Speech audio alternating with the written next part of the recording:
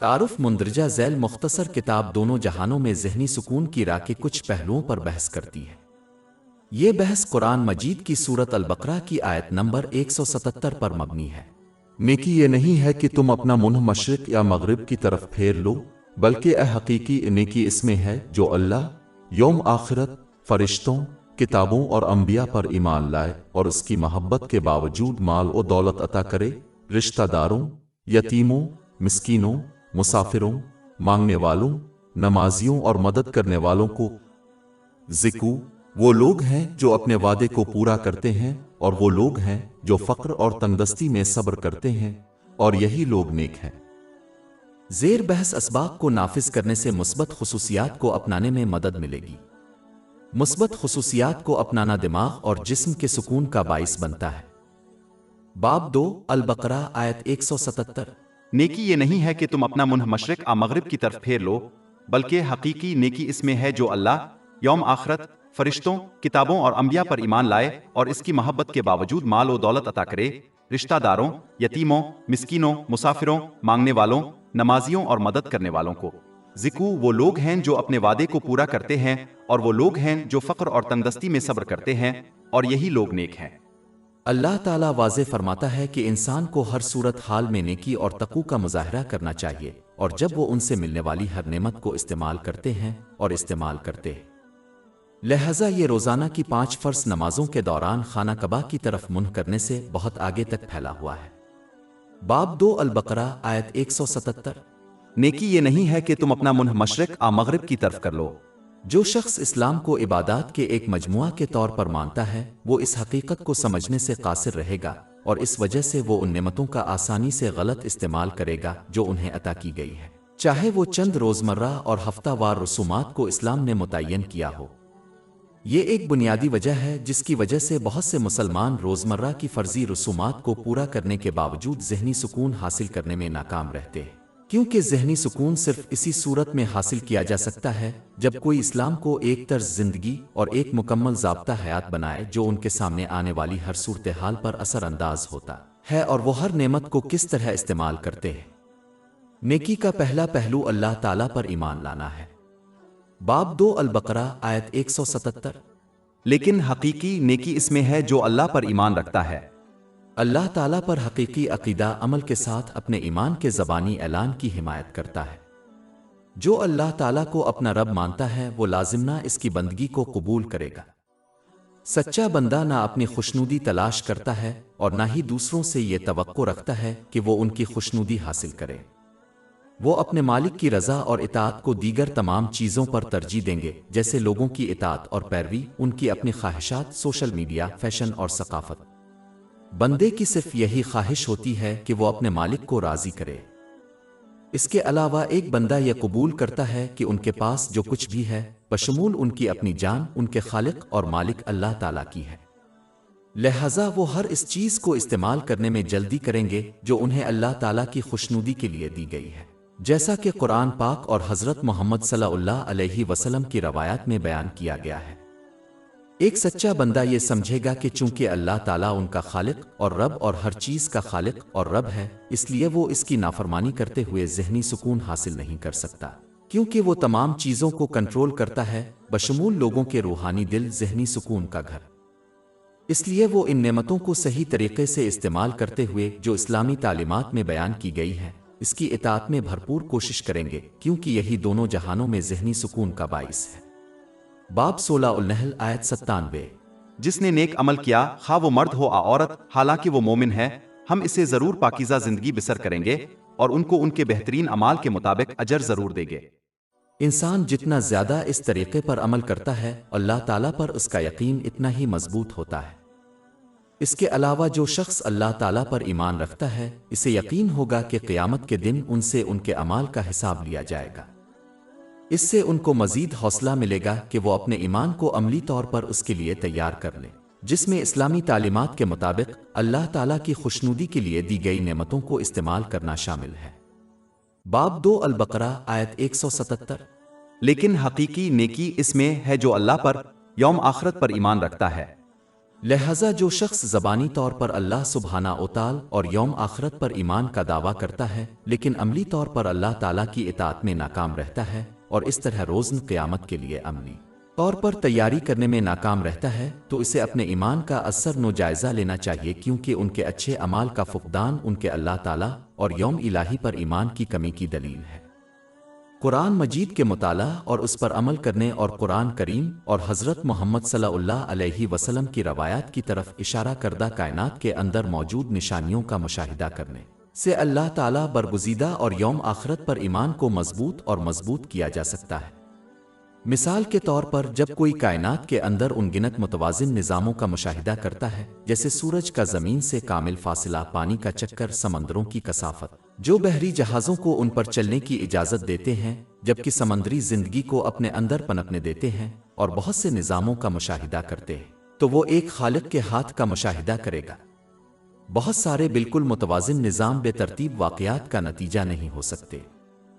اس کے علاوہ اگر ایک سے زیادہ خدا ہوں گے تو یہ افراتفری کا باعث بنے گا، کیونکہ ہر خدا کائنات کے اندر کچھ مختلف چاہتا ہے۔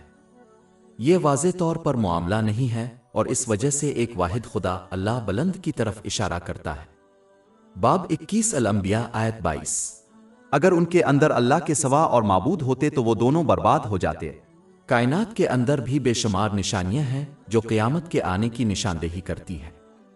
مثال کے طور پر جب کوئی آسمانوں اور زمین کی تخلیق میں بالکل متوازن نظاموں کا مشاہدہ کرے گا تو اسے ایک بڑی چیز نظر آئے گی جو متوازن نہیں ہے، یعنی لوگوں کے اعمال۔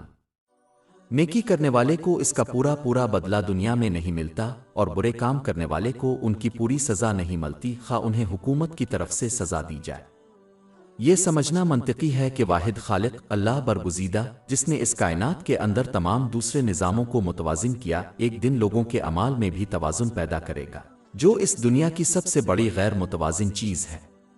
اعمال کے اس توازن کے لیے لوگوں کے اعمال کو پہلے ختم ہونا چاہیے۔ یہ قیامت کا دن ہے جب لوگوں کے اعمال کا ہمیشہ کے لیے انصاف اور توازن رکھا جائے گا۔ مزید برہا اللہ تعالیٰ بارش کا استعمال کرتے ہوئے مردہ بنجر زمین کو زندہ کرتا ہے اور مخلوق کو مہیا کرنے کے لیے مردہ بیج کو زندہ کرتا ہے۔ اسی طرح اللہ تعالیٰ اس مردہ بیج کو بھی زندہ کر سکتا ہے، جس کا نام انسان ہے، جو زمین میں دفن ہے، اس مردہ بیج کی طرح جو زندہ ہو جاتا ہے۔ موسموں کا بدلنا قیامت کو صاف ظاہر کرتا ہے۔ مثال کے طور پر سردیوں میں درختوں کے پتے مر کر گر جاتے ہیں اور درخت بے جان دکھائی دیتا ہے، لیکن دوسرے موسموں میں پتے ایک بار پھر اگتے ہیں اور درخت زندگی سے بھرا ہوا دکھائی دیتا ہے۔ تمام مخلوقات کی نیند کے جاگنے کا چکر قیامت کی ایک اور مثال ہے۔ نیند موت کی بہن ہے، جیسے سونے والے کے حواس کٹ جاتے ہیں۔ اللہ تبارک و تعالی کسی شخص کی روح کو ان کے پاس واپس کر دیتا ہے، اگر وہ اس پر زندہ رہنا چاہتے ہیں تو سوئے ہوئے شخص کو ایک بار پھر زندگی بخشتے ہیں۔ باب 39 الزمر آیت 42۔ اللہ تعالیٰ روحوں کو ان کی موت کے وقت قبض کرتا ہے، اور جو نہیں مرتے ان کی روحیں ان کی نیند میں قبض کرتا ہے، پھر جن پر موت کا حکم دیا ہے ان کو روکتا ہے اور باقیوں کو ایک معینہ مدت تک چھوڑ دیتا ہے۔ بے شک اس میں غور و فکر کرنے والوں کے لیے نشانیاں ہیں۔ ان اور بہت سی مثالوں پر غور کرنے سے انسانوں کے جی اٹھنے کے امکان اور قیامت کے دن اس کی ضرورت کی واضح نشاندہی ہوتی ہے۔ ایمان کا ایک اہم پہلو غیب پر یقین ہے، جیسے جہنم، جنت اور فرشتوں کا وجود۔ باب 2 البقرہ آیت 177۔ لیکن حقیقی نیکی اس میں ہے جو اللہ پر، یوم آخرت پر، فرشتوں پر ایمان رکھتا ہے۔ غیب پر ایمان وہ چیزیں جو 5 حواس کے ادراک سے باہر ہیں، ایمان کا ایک اہم حصہ ہے، کیونکہ ان چیزوں پر ایمان جو مکمل طور پر سمجھی اور سمجھی جاتی ہے، اس چیز پر ایمان لانے کی قدر نہیں ہوتی جس کا احساس 5 حواس سے نہیں کیا جا سکتا، حالانکہ وہ علامات اس کے وجود کی نشاندہی کرتی ہے۔ یہی وجہ ہے کہ اللہ تعالیٰ قیامت کے دن اس کی وحدانیت کی گواہی دینے والے کا ایمان قبول نہیں کرے گا، جیسا کہ اس نے غیب کا مشاہدہ کیا ہے، جیسے کہ جہنم، جنت اور فرشتے۔ اس لیے اسلام کی تعلیمات کا مطالعہ اور اس پر عمل کرتے ہوئے انسان کو مخلوق کے اندر موجود غیب چیزوں پر اپنے ایمان کو مضبوط کرنا چاہیے۔ یہ اس بات کو یقینی بنائے گا کہ غیب کی چیزوں پر ایمان کے زبانی اعلان سے آگے بڑھ جائے اور اس کے بجائے اس کے اعمال میں جھلکتے ہوں، کیونکہ یہ انہیں خلوص دل سے اللہ تعالیٰ کی اطاعت کرنے کی ترغیب دیتا ہے، جیسا کہ قرآن پاک اور حضرت محمد صلی اللہ علیہ وسلم کی روایات میں بیان کیا گیا ہے۔ مثال کے طور پر وہ شخص جس کو یقین ہو کہ 2 فرشتے اس کے ساتھ مسلسل ہیں جو قیامت کی تیاری کے لیے ان کے ہر قول و فعل کو قلم بند کر رہے ہیں، وہ اپنے قول و فعل پر قابو پالیں گے خواہ وہ تنہا ہی کیوں نہ ہو۔ باب 2 البقرہ آیت 177۔ لیکن نیکی اس میں ہے جو اللہ پر، یوم آخرت پر، فرشتوں پر، کتاب پر ایمان رکھتا ہے۔ قرآن پاک پر ایمان اس کے مختلف پہلوؤں کو پورا کرنا شامل ہے۔ ان میں اسے صحیح اور باقاعدگی سے پڑھنا، اسے سمجھنا اور اس کی تعلیمات پر عمل کرنا شامل ہے۔ ایک مسلمان کو پہلے درجے پر رہنے سے گریز کرنا چاہیے جس کے تحت وہ صرف اس زبان میں قرآن پاک کی تلاوت کرتے ہیں جسے وہ نہیں سمجھتے۔ قرآن مجید تلاوت کی کتاب نہیں، کتاب ہدایت ہے۔ اس سے رہنمائی اسی وقت حاصل ہو سکتی ہے جب کوئی اس کو سمجھے اور اس پر عمل کرے۔ جس طرح ایک نقشہ کسی کو اس کی مطلوبہ منزل تک لے جائے گا اگر وہ اسے سمجھے اور اس پر عمل کرے، اسی طرح قرآن پاک دونوں جہانوں میں سکون کی طرف تب ہی لے جا سکتا ہے جب وہ اسے سمجھے اور اس پر عمل کرے۔ افسوس کی بات یہ ہے کہ قرآن پاک کے مختلف پہلوؤں کا احاطہ کرنے میں ناکامی ایک بڑی وجہ ہے کہ جو مسلمان باقاعدگی سے اس کی تلاوت کرتے ہیں وہ ذہنی سکون حاصل کرنے میں ناکام رہتے ہیں کیونکہ وہ اس کی تعلیمات کو سمجھنے اور اس پر عمل کرنے میں ناکام رہتے ہیں۔ اس پر عمل کرنے سے وہ اس بات کو یقینی بنائے گا کہ وہ ان نعمتوں کا استعمال کریں جو انہیں عطا کی گئی ہیں ان طریقوں سے جو اللہ تعالیٰ کو خوش کرتے ہیں، جس کے نتیجے میں ذہنی سکون اور دونوں جہانوں میں کامیابی ملتی ہے۔ لیکن جو لوگ اس کی تعلیمات کو سمجھنے اور اس پر عمل کرنے میں ناکام رہتے ہیں وہ لامحالہ ان نعمتوں کا غلط استعمال کریں گے جو انہیں عطا کی گئی ہیں، جس کی وجہ سے دونوں جہانوں میں تناؤ، پریشانی اور مشکلات پیدا ہوتی ہے۔ باب 17 الاسرہ آیت 82۔ اور ہم قرآن میں سے وہ چیز نازل کرتے ہیں جو مومنوں کے لیے شفا اور رحمت ہے، لیکن یہ ظالموں کے لیے نقصان کے سوا کچھ نہیں بڑھاتا۔ باب 2 البقرہ آیت 177۔ لیکن حقیقی نیکی اس میں ہے جو اللہ پر، یوم آخرت پر، فرشتوں پر، کتابوں پر اور انبیاء پر ایمان لائے۔ انبیاء علیہم السلام پر ایمان ان کے طرز زندگی، ان کے طرز عمل اور تعلیمات پر عمل پیرا ہونا شامل ہے جن کا قرآن پاک اور رسول اکرم صلی اللہ علیہ وسلم کی روایات میں بحث ہوئی ہے۔ ان کے خوبصورت طرز عمل کا خلاصہ مکمل اور کامل حضور نبی اکرم صلی اللہ علیہ وآلہ وسلم کے اعلیٰ اخلاق سے ہوتا ہے۔ اس لیے ان کی زندگی، تعلیمات اور اعلیٰ کردار کو عملی طور پر سیکھ کر اور اس پر عمل کرتے ہوئے ان پر ایمان کے زبانی اعلان کی تائید کرنی چاہیے۔ باب 33 الاحزاب آیت 21۔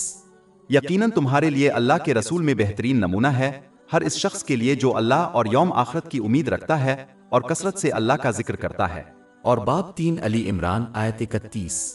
کہہ دو کہ اگر تم اللہ سے محبت رکھتے ہو تو میری پیروی کرو، اللہ تم سے محبت کرے گا اور تمہارے گناہوں کو بخش دے گا۔ اور باب 59 الحشر آیت 7۔ اور جو کچھ تمہیں رسول نے دیا ہے اسے لے لو اور جس سے منع کیا ہے اس سے باز رہو۔ لہذا حضور نبی اکرم صلی اللہ علیہ وآلہ وسلم سے محبت اور احترام کا دعویٰ کرنا جبکہ آپ کی تعلیمات اور سیرت پر عمل نہ کرنا اس زبانی دعوے کے خلاف ہے۔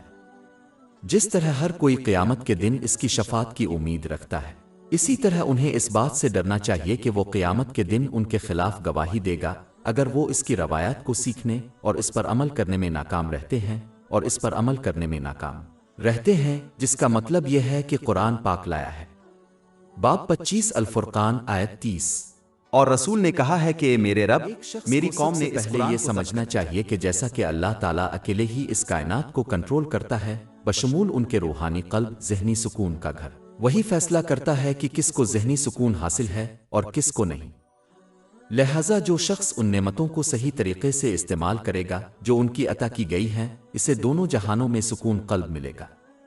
باب 16 النحل آیت 97۔ جس نے نیک عمل کیا خواہ وہ مرد ہو یا عورت حالانکہ وہ مومن ہے، ہم اسے ضرور پاکیزہ زندگی بسر کریں گے اور ان کو ان کے بہترین اعمال کے مطابق اجر ضرور دیں گے۔ جبکہ جو شخص اپنی عطا کردہ نعمتوں کا غلط استعمال کرنے کا انتخاب کرتا ہے اسے ذہنی سکون نہیں ملے گا، چاہے وہ تفریح اور تفریح کے لمحات ہی کیوں نہ دیکھے، کیونکہ وہ اللہ تعالیٰ کی پکڑ سے نہیں بچ سکتا۔ باب 9 توبہ آیت 82۔ پس وہ تھوڑا ہنسی اور پھر زیادہ روئیں جتنا وہ کمایا کرتے تھے۔ باب 20 طٰہٰ آیات 124 126۔ اور جو میری یاد سے روگردانی کرے گا اس کی زندگی تنگدستی سے گزرے گی اور ہم اسے قیامت کے دن اندھا اٹھائیں گے، وہ کہے گا اے میرے رب، تو نے مجھے اندھا کیوں اٹھایا جبکہ میں دیکھ رہا تھا؟ اللہ تعالیٰ فرمائے گا کہ اسی طرح ہماری نشانیاں تیرے پاس پہنچی اور تو نے ان کو بھلا دیا اور اسی طرح آج کے دن تجھے بھلا دیا جائے گا۔ اس کے علاوہ انسان کو اس دنیا میں ملنے والی نعمتوں اور جنت میں ملنے والی نعمتوں کے درمیان فرق کو سمجھنا چاہیے۔ باب 7 الاعراف آیت 43۔ اور ان کو پکارا جائے گا کہ یہ وہ جنت ہے جس کا تم وارث بنائے گئے ہو ان اعمال کے بدلے جو تم کرتے تھے۔ جیسا کہ اس آیت سے ظاہر ہے کہ ایک مسلمان جنت کا وارث ہوگا، یعنی انہیں اس کی ملکیت بطور تحفہ دی جائے گی۔ یہی وجہ ہے کہ مسلمان جنت میں جو چاہیں کرنے میں آزاد ہوں گے، کیونکہ انہیں اس کی ملکیت دی جائے گی، جبکہ اس مادی دنیا میں نعمتیں لوگوں کو بطور تحفہ نہیں بلکہ قرض کے طور پر عطا کی گئی ہے۔ تحفہ ملکیت کی طرف اشارہ کرتا ہے، جبکہ قرض کا مطلب ہے کہ نعمت کو اس کے حقیقی مالک یعنی اللہ تعالیٰ کی طرف لوٹایا جانا چاہیے۔ اس مادی دنیا کی نعمتیں جو لوگوں کو قرض کے طور پر دی گئی ہیں، ان کو واپس کرنے کا واحد طریقہ یہ ہے کہ ان کا استعمال ان طریقوں سے کیا جائے جو اللہ تعالیٰ کو راضی کرے، جیسا کہ اسلامی تعلیمات میں بیان کیا گیا ہے۔ یہ در حقیقت حقیقی شکر ہے اور دونوں جہانوں میں برکتوں اور رحمتوں میں اضافے کا باعث ہے۔ باب 14 ابراہیم آیت 7۔ اگر تم شکر گزار رہو گے تو میں تم پر ضرور اضافہ کروں گا۔ دنیاوی نعمتیں جو قرض کے طور پر لوگوں کو عطا کی گئی ہیں، ان کو اس کے حقیقی مالک اللہ تعالیٰ کی طرف اپنی مرضی سے زبردستی واپس کرنا چاہیے۔ اگر خوشی سے لوٹا دیا جائے تو ان کو بہت زیادہ اجر ملے گا، لیکن اگر زبردستی لوٹا دیا جائے جیسا کہ ان کی موت سے، تو یہ نعمتیں ان کے لیے دنیا اور آخرت دونوں میں بوجھ بن جائیں گی۔ مسلمانوں کے لیے یہ ضروری ہے کہ وہ تحفہ اور قرض کے درمیان فرق کو سمجھیں تاکہ وہ اس مادی دنیا میں نعمتوں کو صحیح طریقے سے استعمال کرنے کی ترغیب دیں۔ اس لیے جو نعمتیں عطا کی گئی ہیں ان کا غلط استعمال کرنے کی ترغیب کے باوجود انہیں ایک عقلمند مریض کی طرح برتاؤ کرنا چاہیے جو اپنے طبیب کے مشورے کو قبول کرتا ہے اور اس پر عمل کرتا ہے، یہ جانتے ہوئے کہ یہ ان کے لیے بہترین ہے، حالانکہ انہیں کڑوی دوائیں تجویز کی گئی ہیں اور غذا کا سخت منصوبہ ہے۔ جس طرح یہ عاقل مریض ذہنی اور جسمانی سکون حاصل کرے گا، اسی طرح وہ شخص جو اسلامی تعلیمات کو قبول کرے گا اور اس پر عمل کرے گا ان نعمتوں کو اللہ تعالیٰ کی خوشنودی کے لیے استعمال کرے گا، جیسا کہ قرآن مجید اور رسول اللہ صلی اللہ علیہ وسلم کی روایات میں بیان کیا گیا ہے۔ اس کے علاوہ ایک شخص کو ایک سادہ اسلامی اصول کو یاد رکھنا چاہیے، جتنا زیادہ وہ عطا کرے گا اتنا ہی زیادہ مانی پائے گا، جتنا زیادہ وہ ان نعمتوں کو استعمال کرے گا جو اسے اللہ کی رضا کے لیے دی گئی ہیں، اتنا ہی زیادہ ذہنی سکون، رحمت اور برکت دونوں جہانوں میں عطا کی جائے گی۔ باب 3 علی عمران آیت 92۔ تم ہرگز نیکی کو حاصل نہیں کر سکتے جب تک کہ تم اپنی پسندیدہ چیزوں میں سے خرچ نہ کرو، اور جو کچھ بھی خرچ کرو اللہ اس کو جانتا ہے۔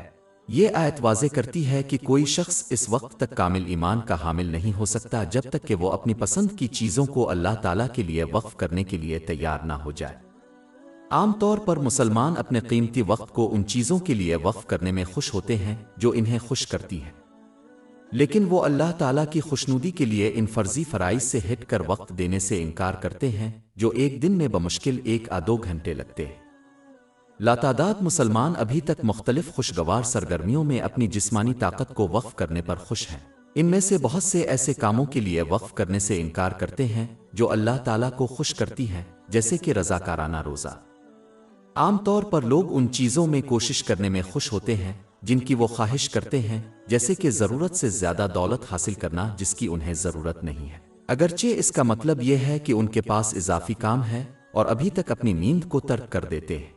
کتنے ایسے ہیں جو اللہ تعالیٰ کی اطاعت میں اس طرح کوشش کرتے ہیں کہ ان نعمتوں کو استعمال کرتے ہوئے جو انہیں اس کی خوشنودی حاصل ہو، جیسا کہ اسلامی تعلیمات میں بیان کیا گیا ہے۔ کتنے لوگ نماز ادا کرنے کے لیے اپنی قیمتی نیند ترک کر دیتے ہیں۔ یہ عجیب بات ہے کہ مسلمان ابھی تک حلال دنیاوی اور دینی نعمتوں کے خواہاں ہیں، ایک سادہ سی حقیقت کو نظر انداز کرتے ہیں کہ یہ چیزیں انہیں تبھی حاصل ہوں گی جب وہ اپنے پاس موجود نعمتوں کو اللہ تعالیٰ کی رضا کے لیے وقف کریں گے۔ وہ کیسے کم سے کم چیزیں اس کے لیے وقف کر سکتے ہیں اور پھر بھی اپنے تمام خوابوں کو حاصل کرنے کی توقع رکھتے ہیں؟ یہ رویہ ناقابل یقین حد تک عجیب ہے۔ باب 45 الجثیہ آیت 15۔ جو کوئی نیکی کرے گا وہ اپنے لیے ہے، اور جس نے برائی کی ہے وہ اس پر ہے، پھر تم اپنے رب کی طرف لوٹائے جاؤ گے۔ باب 2 البقرہ آیت 177۔ اور مال و دولت سے محبت کے باوجود رشتہ داروں کو دیتا ہے۔ اللہ تعالیٰ قرآن مجید میں ہمیشہ جامع نصیحتیں دیتا ہے۔ اس معاملے میں اللہ تعالیٰ قرآن پاک میں اکثر رشتہ داروں کے ساتھ حسن سلوک کی تاکید کرتا ہے کیونکہ صرف اس ایک نصیحت پر عمل کرنے سے ہی معاشرے میں خوشحالی، امن اور عدل یقینی ہوگا۔ اگر ہر شخص اپنے رشتہ داروں کے ساتھ حسن سلوک کرے تو کبھی کسی بیرونی ذریعہ سے کسی اور امداد کی ضرورت نہیں پڑے گی۔ یہ یقینی بنائے گا کہ خاندان کی ہر اکائی کے ہر فرد کے ساتھ حسن سلوک کیا جائے، جس کے نتیجے میں پورے معاشرے پر مثبت اثرات مرتب ہوں گے۔ ضروری ہے کہ اپنے رشتہ داروں کی ہر اس چیز میں مدد کرے جو اسلام میں قابل تعریف ہے، اور انہیں ہر اس چیز سے خبردار کرے جو قابل ملامت ہو۔ باب 5 الماد آیت 2۔ اور نیکی اور پرہیزگاری میں تعاون کرو لیکن گناہ اور زیادتی میں تعاون نہ کرو۔ افسوس کی بات ہے کہ آج بہت سے مسلمان اس نصیحت کو نظر انداز کرتے ہیں اور اس کے بجائے دوسروں کی مدد کرتے ہیں ان کے ساتھ اپنے تعلق کے مطابق، اس بات سے قطع نظر کہ جس چیز میں وہ ان کی مدد کر رہے ہیں وہ اچھی ہے یا بری۔ ایک مسلمان کو مندرجہ ذیل آیت میں بتائی گئی ترتیب پر عمل کرنا چاہیے اور اپنے رشتہ داروں کی صرف ان چیزوں میں مدد کرنا چاہیے جن کا براہ راست تعلق اللہ تعالیٰ کی مخلصانہ اطاعت سے ہے۔ باب 2 البقرہ 83۔ اللہ کے سوا کسی کی عبادت نہ کرو اور والدین کے ساتھ نیکی کرو اور رشتہ داروں کے ساتھ اپنے رشتہ داروں کو ان کے وسائل کے مطابق مدد کرنی چاہیے، جس میں جذباتی، جسمانی اور مالی مدد شامل ہے۔ یہ سب سے بہتر اس وقت حاصل ہوتا ہے جب کوئی دوسروں کے ساتھ ایسا سلوک کرتا ہے جیسا کہ وہ چاہتے ہیں کہ دوسرے لوگ ان کے ساتھ برتاؤ کریں۔ لوگوں کے ذریعہ بیان کردہ اچھے رشتہ دار کے معیار اور تعریف پر زیادہ توجہ نہیں دینی چاہیے، کیونکہ ان کا معیار اور تعریف اکثر اسلام کے مقرر کردہ تعریف اور معیار سے متصادم ہوتی ہے۔ اس کے بجائے اللہ تعالیٰ کی خوشنودی کے لیے اسلام کی تعلیمات کے مطابق رشتہ داروں کے حقوق ادا کرنے چاہیے، خواہ وہ رشتہ دار ان کو اچھا رشتہ دار سمجھیں یا نہ سمجھیں۔ آخر میں ایک مسلمان کو اپنے رشتہ داروں سے دنیاوی وجوہات کی بنا پر کبھی بھی رشتہ نہیں توڑنا چاہیے، جیسا کہ حضرت محمد صلی اللہ علیہ وسلم نے صحیح بخاری نمبر 5984 میں موجود ایک حدیث میں تنبیہ کی ہے کہ جو شخص اپنے رشتہ داروں سے دنیاوی وجوہات کی بنا پر تعلق توڑے گا وہ جنت میں داخل نہیں ہوگا۔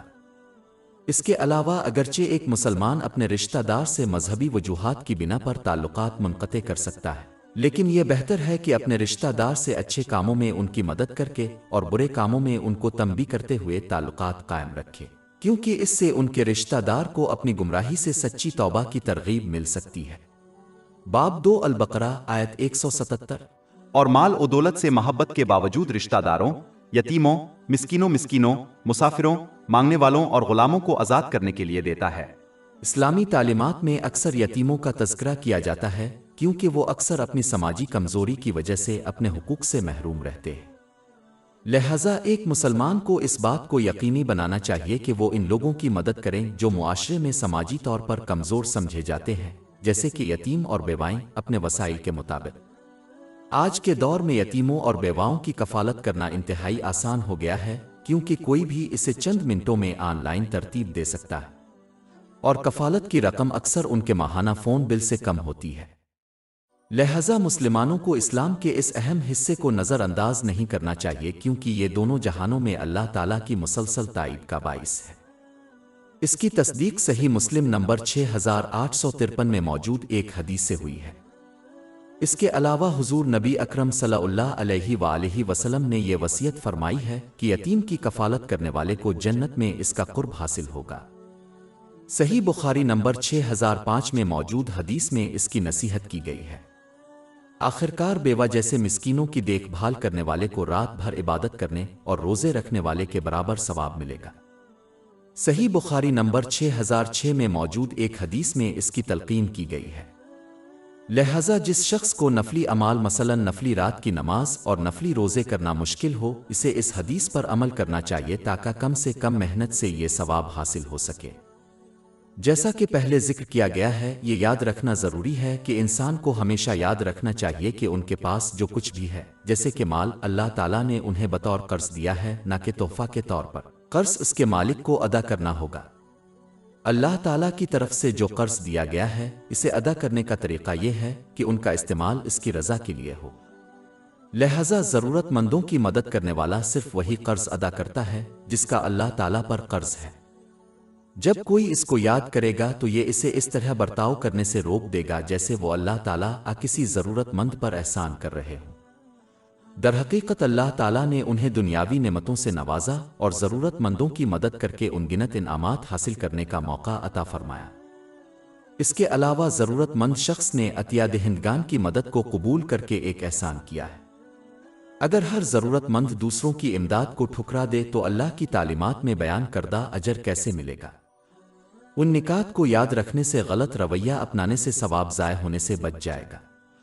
آخر میں ضرورت مندوں کی مدد کرنے میں کسی بھی شخص کی جائز ضرورت کو پورا کرنا شامل ہے۔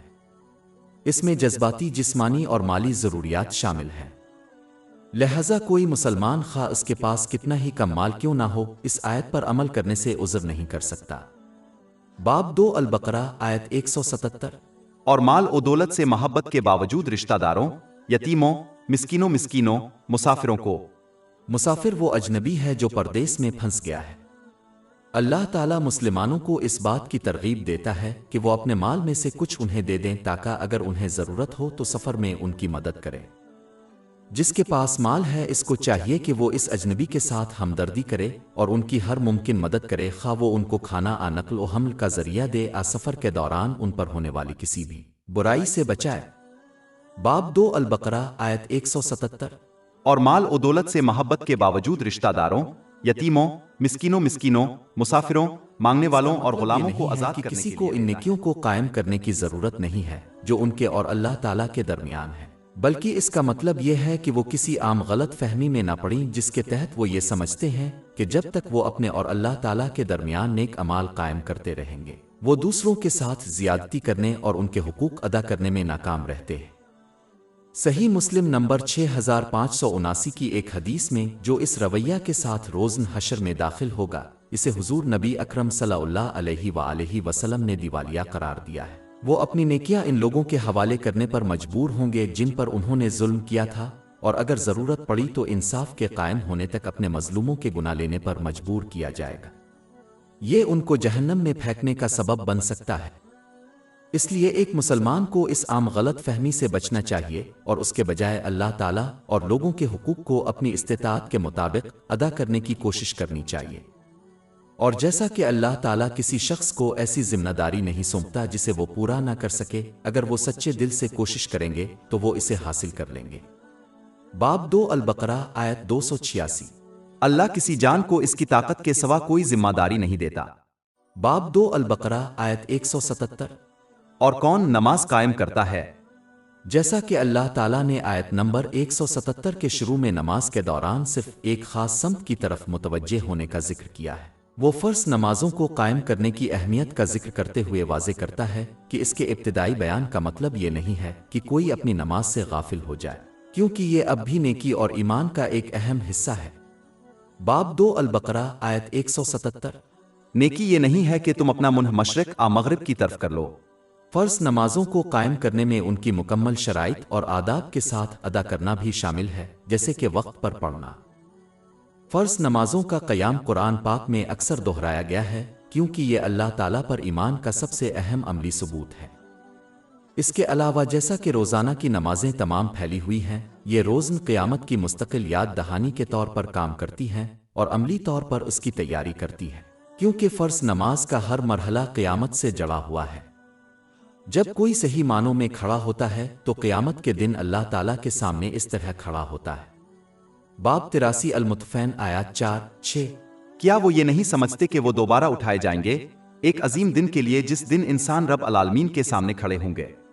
جب وہ جھکتے ہیں تو یہ انہیں بہت سے لوگوں کی یاد دلاتا ہے جن پر قیامت کے دن تنقید کی جائے گی کہ انہوں نے زمین پر اپنی زندگی کے دوران اللہ تعالیٰ کے سامنے سجدہ نہ کیا۔ باب 77 المرسلات آیت 48۔ اور جب ان سے کہا جاتا ہے کہ رکوع کرو تو وہ رکوع نہیں کرتے۔ اس تنقید میں یہ بھی شامل ہے کہ زندگی کے تمام پہلوؤں میں اللہ تعالیٰ کی اطاعت کو عملی طور پر تسلیم نہ کیا جائے۔ جب کوئی نماز میں سجدہ کرتا ہے تو یہ انہیں یاد دلاتا ہے کہ کس طرح لوگوں کو قیامت کے دن اللہ تعالیٰ کو سجدہ کرنے کی دعوت دی جائے گی، لیکن وہ لوگ جنہوں نے زمین پر اپنی زندگی کے دوران اسے صحیح طریقے سے سجدہ نہیں کیا جس میں ان کی زندگی کے تمام پہلوؤں میں اس کی اطاعت شامل ہے، وہ قیامت کے دن ایسا نہیں کر سکیں گے۔ باب 68 القلم آیات 42-43۔ جس دن حالات سنگین ہو جائیں گے ان کو سجدہ کرنے کی دعوت دی جائے گی، لیکن ایسا کرنے سے روکا جائے گا ان کی نگاہیں جھکی ہوئی ہوں گی، ذلت ان پر چھائی ہوئی ہے اور انہیں سجدے کی طرف بلایا جاتا تھا جب وہ ٹھیک تھے۔ جب کوئی نماز میں گھٹنوں کے بل بیٹھتا ہے تو یہ انہیں یاد دلاتا ہے کہ وہ کس طرح قیامت کے دن اپنے آخری فیصلے سے ڈرتے ہوئے اللہ تعالیٰ کے سامنے اس مقام پر بیٹھے ہوں گے۔ باب 45 الجثیہ آیت 28۔ اور تم ہر امت کو گھٹنے ٹیکتے ہوئے دیکھو گے، ہر قوم کو اس کے اعمال نامے کی طرف بلایا جائے گا کہ آج تمہیں اس کا بدلہ دیا جائے گا جو تم کیا کرتے تھے۔ جو ان عناصر کو ذہن میں رکھ کر نماز پڑھے گا وہ اپنی نماز کو صحیح طور پر قائم کرے گا۔ یہ اس بات کو یقینی بنائے گا کہ وہ نماز کے درمیان خلوص دل سے اللہ تعالیٰ کی اطاعت کرتے ہیں۔ باب 29 العنکبوت آیت 45۔ بے شک نماز بے حیائی اور برے کاموں سے روکتی ہے۔ اس اطاعت میں ان نعمتوں کو استعمال کرنا شامل ہے جو اس کو راضی کرنے کے طریقے سے عطا کی گئی ہیں، جیسا کہ قرآن پاک اور نبی کریم صلی اللہ علیہ وسلم کی روایات میں بیان کیا گیا ہے۔ باب 2 البقرہ آیت 177۔ اور زکوٰۃ دیتا ہے۔ واجب صدقہ کسی کی مجموعی آمدنی کا صرف ایک چھوٹا سا حصہ ہے اور صرف اس وقت دیا جاتا ہے جب کسی کے پاس ایک مقررہ رقم ہو۔ واجب صدقہ دینے کا ایک مقصد یہ ہے کہ یہ ایک مسلمان کو یاد دلائے کہ جو مال ان کے پاس ہے وہ ان کا نہیں ہے، ورنہ وہ اسے اپنی مرضی کے مطابق خرچ کرنے میں آزاد ہوں گے۔ دولت ان کو اللہ تعالیٰ کے علاوہ کسی اور نے پیدا کی ہے اور عطا کی ہے، اس لیے اس کا استعمال اس کی رضا کے مطابق ہونا چاہیے۔ در حقیقت ہر نعمت صرف ایک قرض ہے جو اس کے حقیقی مالک اللہ تعالیٰ کو ادا کرنا ضروری ہے۔ یہ اس وقت حاصل ہوتا ہے جب کوئی شخص ان نعمتوں کو استعمال کرتا ہے جو وہ اللہ تعالیٰ کو راضی کرنے کے لیے عطا کی گئی ہے، جیسا کہ قرآن پاک اور رسول اللہ صلی اللہ علیہ وسلم کی روایات میں بیان کیا گیا ہے۔ جو شخص اس حقیقت کو نہ سمجھے اور اس کے بدلے یہ برتاؤ کرے کہ گویا ان کو دی گئی نعمتیں جیسے کہ ان کا مال ان کا ہے اور اس لیے صدقہ فطر دینے سے باز رہے، اس کو ایسے ہی عذاب کا سامنا کرنا پڑے گا جس طرح دنیاوی قرض کی ادائیگی میں ناکام رہنے والے کو عذاب کا سامنا کرنا پڑتا ہے۔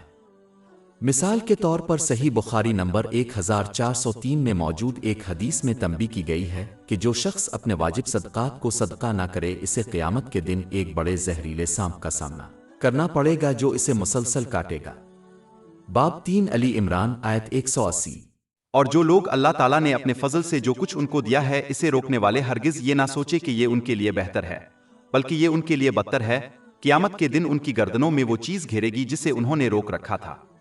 اس دنیا میں جس دولت پر وہ واجب صدقہ دینے میں ناکام رہتے ہیں وہ ان کے تناؤ اور مصائب کا باعث بن جائے گا، کیونکہ وہ یہ یاد رکھنے میں ناکام رہے کہ اللہ تعالیٰ کا ان کو عطا کردہ نعمتوں پر حق ہے۔ باب 20 طٰہٰ آیات 124-126۔ اور جو میری یاد سے روگردانی کرے گا اس کی زندگی تنگدستی سے گزرے گی اور ہم اسے قیامت کے دن اندھا اٹھائیں گے، وہ کہے گا اے میرے رب تو نے مجھے اندھا کیوں اٹھایا جب کہ میں دیکھ رہا تھا؟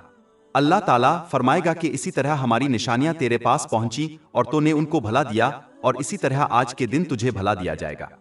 باب 2 البقرہ آیت 177۔ جو اپنے وعدے کو پورا کرتے ہیں جب وہ وعدہ کرتے ہیں۔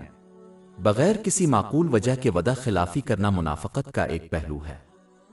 صحیح بخاری نمبر 2749 میں موجود حدیث میں اس کی تنبیہ کی گئی ہے۔ منافق کی صفات اختیار کرنے والے کو ڈرنا چاہیے کہ آخرت میں اس کا انجام ان کے ساتھ ہوگا، اس لیے ایک مسلمان کو ان تمام وعدوں کو پورا کرنا چاہیے جو انہوں نے کیے ہیں۔ ان میں سب سے اہم یہ وعدہ ہے کہ اللہ تعالیٰ کی خلوص نیت سے اطاعت کریں گے ہر حال میں جب انہوں نے اسے اپنا رب مان لیا تھا۔ اس فرمانبرداری میں ان نعمتوں کو استعمال کرنا شامل ہے جو انہیں عطا کی گئی ہیں ان طریقوں سے اس کی خوشنودی کے لیے جیسا کہ قرآن پاک اور نبی کریم صلی اللہ علیہ وسلم کی روایات میں بیان کیا گیا ہے۔ یہ نوٹ کرنا ضروری ہے کہ یہ وعدہ ایک عملی ہے، لہذا یہ زبانی طور پر اللہ تعالیٰ پر ایمان کا دعویٰ کرنے سے بہت آگے ہے۔ لوگوں سے کیے گئے وعدوں کو پورا کرنا اس لیے بھی ضروری ہے کہ اس کا حساب قیامت کے دن ہوگا۔ باب 17 آیت 34۔ اور ہر عہد کو پورا کرو، بے شک عہد ہمیشہ جس کے بارے میں سوال کیا جائے گا۔ ان وعدوں میں غیر کہے گئے اور غیر تحریری وعدے بھی شامل ہیں، جیسے کہ جب کسی کے بچے ہوتے ہیں۔ بچہ پیدا کرنا والدین کو خود بخود اس وعدے کا پابند کر دیتا ہے کہ وہ اسلام کی تعلیمات کے مطابق بچے کے حقوق کو پورا کریں گے۔ ان وعدوں میں دنیاوی بھی شامل ہیں، جیسے تجارتی لین دین اور مالی سودے۔ ایک مسلمان کو چاہیے کہ وہ اپنے دنیاوی معاملات کو اپنے دینی معاملات سے الگ کرنے کی کوشش نہ کرے، جبکہ یہ عقیدہ رکھتا ہو کہ اس کی زندگی کے دنیاوی پہلوؤں سے اللہ تعالیٰ کی کوئی دلچسپی نہیں ہے۔ یہ ایک احمقانہ رویہ ہے، کیونکہ اسلام ایک مکمل ضابطہ حیات اور ضابطہ حیات ہے جو انسان کی ہر سانس اور ہر اس صورت حال پر اثر انداز ہوتا ہے جس میں وہ ملوث ہو، خواہ وہ دنیاوی ہو یا مذہبی۔ اس لیے کسی بھی ذمہ داری کا ارتکاب کرنے سے پہلے گہرائی سے سوچنا چاہیے، کیونکہ اس دنیا میں تمام ذمہ داریاں کسی نہ کسی وعدے کی پابند ہیں جن کے بارے میں قیامت کے دن سوال کیا جائے گا۔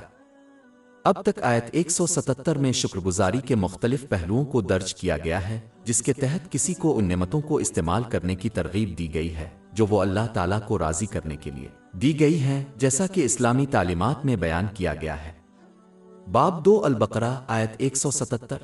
اور مال و دولت سے محبت کے باوجود رشتہ داروں، یتیموں، مسکینوں، مسافروں، مانگنے والوں اور غلاموں کو آزاد کرنے والوں کو دیتا ہے، نماز قائم کرتا ہے اور زکوٰۃ دیتا ہے، جب وہ وعدہ کرتے ہیں تو پورا کرتے ہیں۔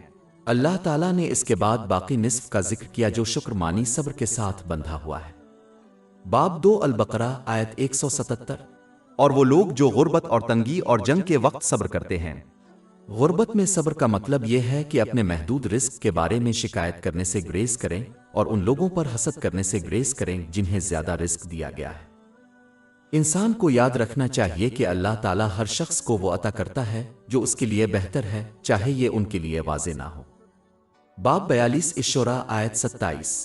اور اگر اللہ اپنے بندوں کے لیے رزق میں فراخی کرتا تو وہ زمین پر ظلم کرتے، لیکن وہ جتنا چاہتا ہے نازل کرتا ہے، بے شک وہ اپنے بندوں سے باخبر اور دیکھنے والا ہے۔ لہذا انسان کو جو بھی رزق دیا گیا ہے اسے قبول کرنا چاہیے اور یہ ماننا چاہیے کہ جب تک وہ زندہ ہے اس دنیا میں زندہ رہنے کے لیے کم سے کم رزق کی ضمانت ہے۔ در حقیقت انسانوں کا رزق زمین و آسمان کی تخلیق سے 50,000 سال پہلے مختص کیا گیا تھا، اس لیے اس میں کوئی اضافہ یا کمی نہیں کر سکتا۔ صحیح مسلم نمبر 6748 میں موجود ایک حدیث میں اس کی تلقین کی گئی ہے۔ باب 11 ہود آیت 6۔ اور زمین پر کوئی جاندار ایسا نہیں ہے کہ اس کا رزق اللہ کے ذمے ہے، اور وہ اس کے رہنے کی جگہ اور ذخیرہ کرنے کی جگہ کو جانتا ہے، سب کچھ ایک کھلی کتاب میں ہے۔ لہذا یہ جانتے ہوئے کہ یہ پہلے ہی ان کے لیے مختص اور ضمانت ہو چکی ہے، حلال رزق کمانے کی کوشش کرتے ہوئے اپنا کردار ادا کرنا چاہیے، چاہے یہ سمجھنا مشکل ہو۔ اس کے علاوہ ایک مسلمان کو یہ سمجھنا چاہیے کہ ذہنی سکون، جو کہ غالباً سب سے بڑی دنیاوی نعمت ہے، بہت سی دنیاوی چیزوں کے رکھنے سے حاصل نہیں ہوتی۔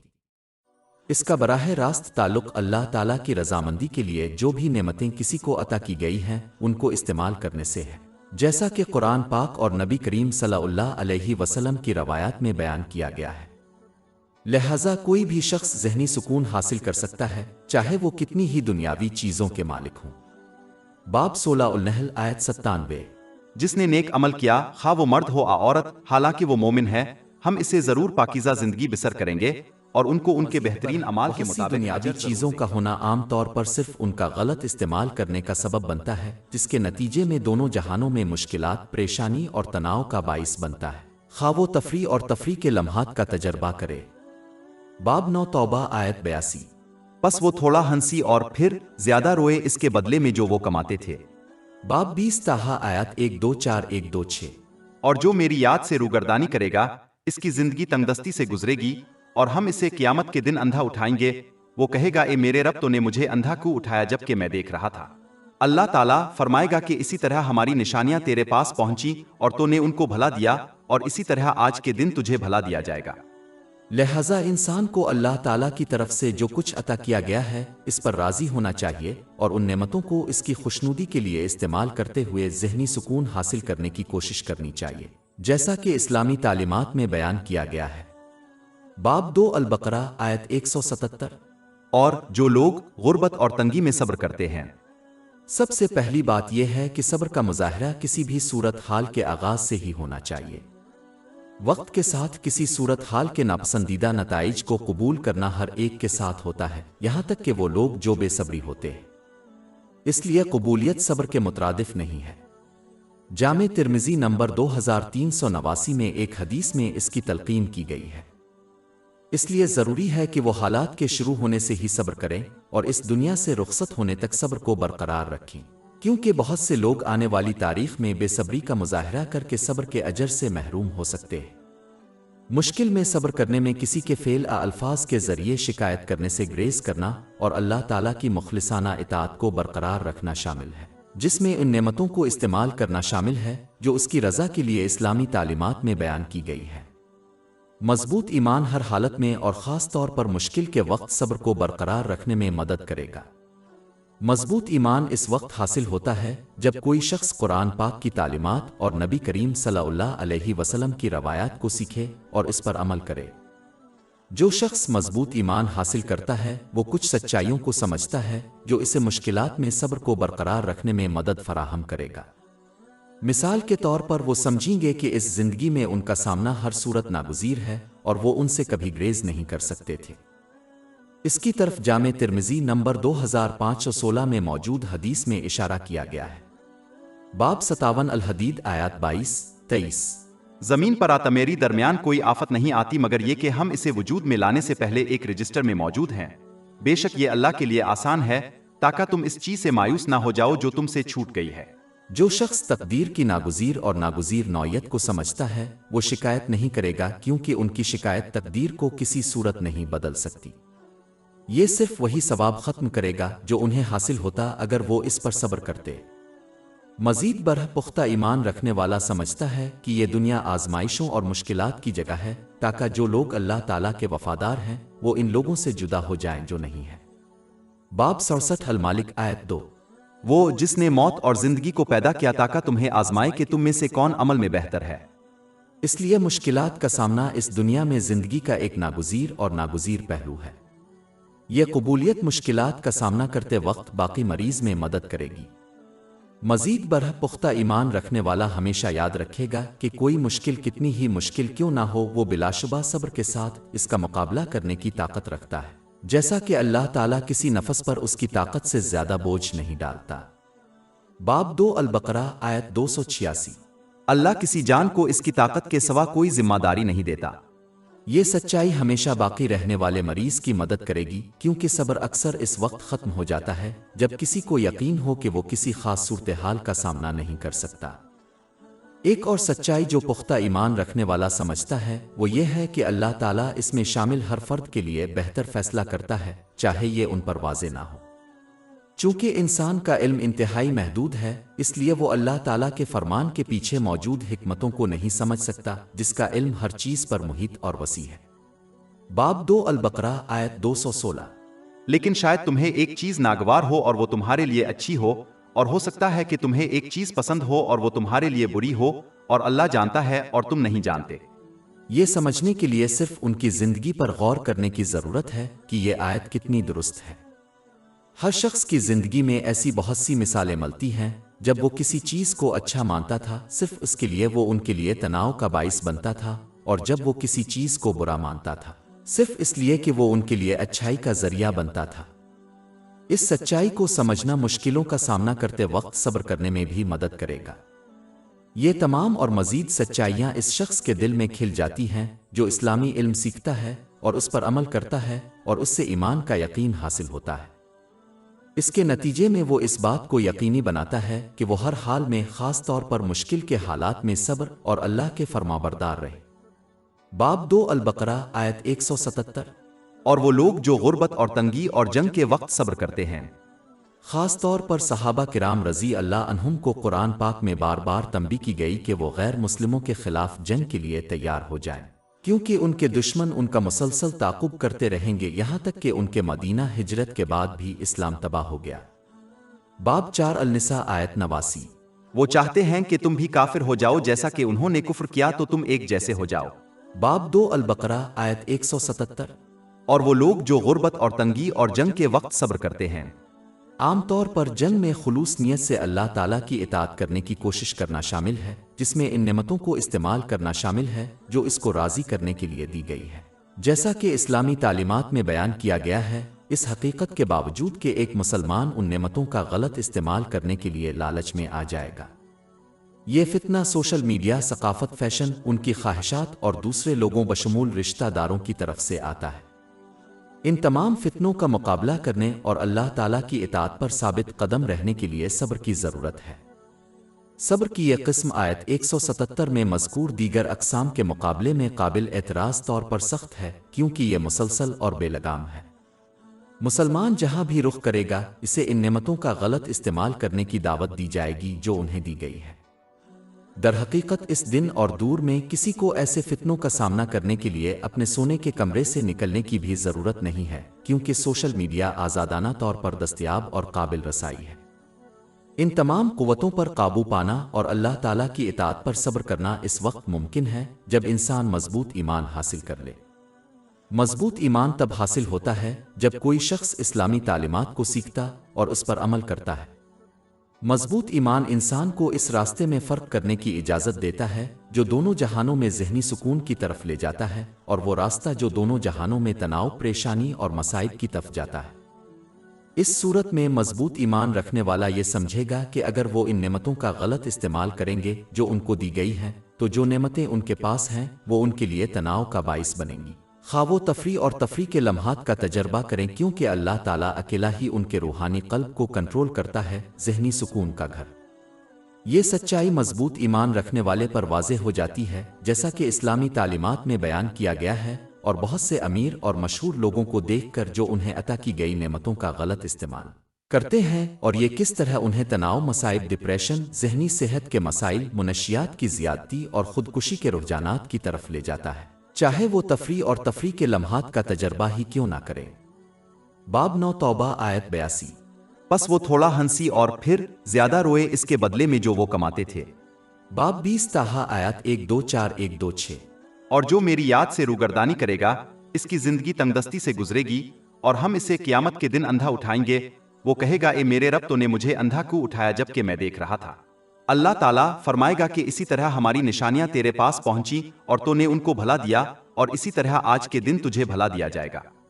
اس کے برعکس مضبوط ایمان رکھنے والا یہ سمجھے گا کہ جب تک وہ عطا کی گئی نعمتوں کو صحیح طریقے سے استعمال کرتا رہے گا، اسے دونوں جہانوں میں سکون ملے گا، خواہ وہ کتنی ہی دنیاوی چیزوں کے مالک ہوں، جیسا کہ اللہ تعالیٰ نے اسلامی تعلیمات میں اس کی ضمانت دی ہے، اور ایسے لوگوں کی بے شمار مثالیں موجود ہیں جنہوں نے اس طرز فکر کا انتخاب کیا اور اس کے ذریعے سکون حاصل کیا۔ باب 13 الرعد آیت 28۔ بلا شبہ اللہ کے ذکر سے دلوں کو سکون ملتا ہے۔ اور باب 16 النحل آیت 97۔ جس نے نیک عمل کیا، خواہ وہ مرد ہو یا عورت، حالانکہ وہ مومن ہے، ہم اسے ضرور پاکیزہ زندگی بسر کریں گے، اور ان کو ان کے بہترین اعمال کے مطابق اجر ضرور دیں گے۔ لہذا مضبوط ایمان رکھنے والا اس حقیقت کو سمجھے گا اور اس لیے ان فتنوں سے مسلسل لڑتا رہے گا جو انہیں عطا کی گئی نعمتوں کا غلط استعمال کرنے کی ترغیب دیتے ہیں۔ جو شخص اس وسیع فتنہ و فساد اور فتنوں کے دور میں اس طرح کا برتاؤ کرے گا، اسے ایسا ثواب ملے گا جیسے اس نے اپنی حیات طیبہ میں حضور نبی اکرم صلی اللہ علیہ وآلہ وسلم کی طرف ہجرت کی تھی۔ اس کا وعدہ صحیح مسلم نمبر 7400 میں موجود حدیث میں کیا گیا ہے۔ اس کے علاوہ ایک شخص ان فتنوں سے لڑنے میں ان کی کوششوں میں مدد کر سکتا ہے تاکہ وہ اس مادی دنیا کے غیر ضروری عناصر کے ساتھ اپنے میل جول کو کم کر کے ان نعمتوں کا غلط استعمال کر سکے۔ اس مادی دنیا کے غیر ضروری عناصر میں مبتلا ہونے کو جتنا کم کیا جائے گا، اتنا ہی آسان ہوگا کہ اللہ تعالیٰ کی اطاعت پر ثابت قدم رہے اور اس کی اطاعت کو تمام چیزوں پر ترجیح دے۔ اس شخص سے ان کی زندگی میں قناعت، ان کے معاملات کی اصلاح اور ان کے رزق کو آسان طریقے سے پہنچانے کا وعدہ کیا گیا ہے۔ جامع ترمذی نمبر 2465 میں موجود ایک حدیث میں اس کی تلقین کی گئی ہے، جبکہ مادی دنیا کے غیر ضروری پہلوؤں میں زیادہ مشغول رہنے والا ان نعمتوں کو صحیح طریقے سے استعمال کرنے کا امکان کم رکھتا ہے۔ در حقیقت وہ اللہ تعالیٰ کی خلوص نیت سے اطاعت کرنے پر مادی دنیا سے لطف اندوز ہونے کو ترجیح دیں گے۔ وہی حدیث جو پہلے نقل ہوئی ہے، اس قسم کے افراد کو قناعت کی کمی، اپنے معاملات کی اصلاح نہ ہونے اور ان کا ضامن رزق بڑی مشکل سے ان تک پہنچے گا۔ باب 2 البقرہ آیت 177۔ اور وہ لوگ جو غربت اور تنگی اور جنگ میں کے وقت مذکور صبر ایمان کرتے ہیں۔ اور راست بازی کے مختلف پہلوؤں پر عمل کرنے کی کوشش کرنے والوں نے جب اسلام کو اپنا ایمان تسلیم کیا تو اپنے قول پر سچے ثابت ہوئے۔ باب 2 البقرہ آیت 177۔ نیکی یہ نہیں ہے کہ تم اپنا منہ مشرق یا مغرب کی طرف پھیر لو، بلکہ حقیقی نیکی اس میں ہے جو اللہ، یوم آخرت، فرشتوں، کتابوں اور انبیاء پر ایمان لائے اور اس کی محبت کے باوجود مال و دولت عطا کرے، رشتہ داروں، یتیموں، مسکینوں، مسافروں، مانگنے والوں، نمازیوں اور مدد کرنے والوں کو۔ ذکو، جب وہ وعدہ کرتے ہیں تو وہ سچے ہوتے ہیں۔ لہٰذا یہ آیت اس بات کی طرف اشارہ کرتی ہے کہ کسی کے ایمان کو عملی شکل دینے کی اہمیت کو بطور زبانی طور پر اسلام میں ایمان کا اعلان کافی اچھا نہیں ہے اگر اس کی تائید اعمال سے نہ ہو۔ دونوں جہانوں میں قلبی سکون اور کامیابی حاصل کرنے کے لیے اعمال ایک ثبوت اور کرنسی ہیں جس کی ضمانت صالحین کے لیے دی گئی ہے، ان نعمتوں کو استعمال کرنے والوں کے لیے جو اللہ تعالیٰ کی خوشنودی کے لیے دی گئی ہیں، جیسا کہ قرآن مجید اور رسول اللہ صلی اللہ علیہ وسلم کی روایات میں بیان کیا گیا ہے۔ باب 2 البقرہ آیت 177۔ وہی ہیں جو سچے ہیں اور وہی ہیں جو صادق ہیں۔ اور باب 16 النحل آیت 97۔ جس نے نیک عمل کیا، خواہ وہ مرد ہو یا عورت، حالانکہ وہ مومن ہے، ہم اسے ضرور پاکیزہ زندگی بسر کریں گے اور ان کو ان کے بہترین اعمال کے مطابق اجر ضرور دیں گے۔ لیکن جو لوگ ان نعمتوں کو صحیح طریقے سے استعمال کرنے میں ناکام رہتے ہیں جو انہیں عطا کی گئی ہیں، خواہ وہ زبانی طور پر اسلام پر ایمان کا دعویٰ کریں، وہ دیکھیں گے کہ ان کے پاس جو نعمتیں ہیں وہ ان کے لیے دونوں جہانوں میں تناؤ، پریشانی اور پریشانی کا باعث بنیں گی، چاہے انہیں تفریح اور تفریح کے لمحات ہی کیوں نہ ہو، کیونکہ اللہ تعالیٰ اکیلے ہی ان کے روحانی قلب، ذہنی سکون کے گھر کو کنٹرول کرتا ہے۔ باب 9 توبہ آیت 82۔ پس وہ تھوڑا ہنسی اور پھر زیادہ روئے اس کے بدلے میں جو وہ کماتے تھے۔ باب 20 طٰہٰ آیت 124 126۔ اور جو میری یاد سے روگردانی کرے گا، اس کی زندگی تنگدستی سے گزرے گی اور ہم اسے قیامت کے دن اندھا اٹھائیں گے، وہ کہے گا اے میرے رب، تو نے مجھے اندھا کیوں اٹھایا جب کہ میں دیکھ رہا تھا؟ اللہ تعالیٰ فرمائے گا کہ اسی طرح ہماری نشانیاں تیرے پاس پہنچی اور تو نے ان کو بھلا دیا، اور اسی طرح آج کے دن تجھے بھلا دیا جائے گا۔ اس کے علاوہ جو شخص اپنے ایمان کو عملی جامہ پہنانے میں ناکام رہتا ہے، اسے ڈرنا چاہیے کہ کہیں وہ اس کے بغیر اس دنیا سے چلے جائیں، اس لیے کہ ایمان ایک پودے کی مانند ہے جس کی پرورش اچھے اعمال سے ہونی چاہیے۔ جس طرح ایک پودا جو سورج کی روشنی جیسی پرورش حاصل کرنے میں ناکام ہو جاتا ہے، مر جائے گا، اسی طرح اس شخص کا ایمان بھی خراب ہو سکتا ہے جو اعمال صالحہ میں ناکام رہتا ہے۔ یہ سب سے بڑا نقصان ہے۔